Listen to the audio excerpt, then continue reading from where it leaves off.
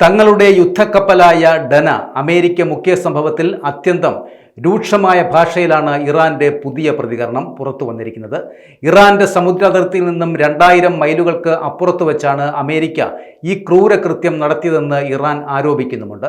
അന്താരാഷ്ട്ര സമുദ്ര അതിർത്തിയിലായിരുന്ന കപ്പലിന് നേരെ ഒരു മുന്നറിയിപ്പും നൽകാതെയായിരുന്നു അമേരിക്കൻ അന്തർവാഹിനി ഈ ആക്രമണം നടത്തിയത്. ഇന്ത്യൻ നാവികസേനയുടെ അതിഥിയായി എത്തിയതായിരുന്നു 130-ലധികം നാവികരുമുണ്ടായിരുന്ന ഡന എന്ന ഈ യുദ്ധക്കപ്പൽ.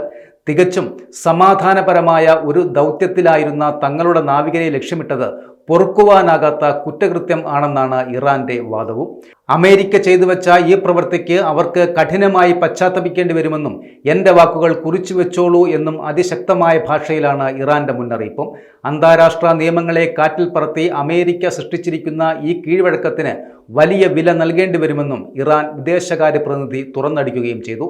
തങ്ങളുടെ നാവികരുടെ ജീവന് പകരം ചോദിക്കുമെന്ന ഇറാന്റെ ഈ മുന്നറിയിപ്പ് ഗൾഫ് മേഖലയെയും ഇന്ത്യൻ മഹാസമുദ്രത്തെയും കൂടുതൽ യുദ്ധഭീതിയിൽ ആഴ്ത്തിയിരിക്കുകയാണ്. അമേരിക്കയുടെ ഭാഗത്ത് നിന്ന് ഇതിനെതിരെ എന്ത് ഔദ്യോഗിക പ്രതികരണമാണ് ഉണ്ടാവുക എന്നത് ലോകം ഇപ്പോൾ ഉറ്റുനോക്കുകയുമാണ്.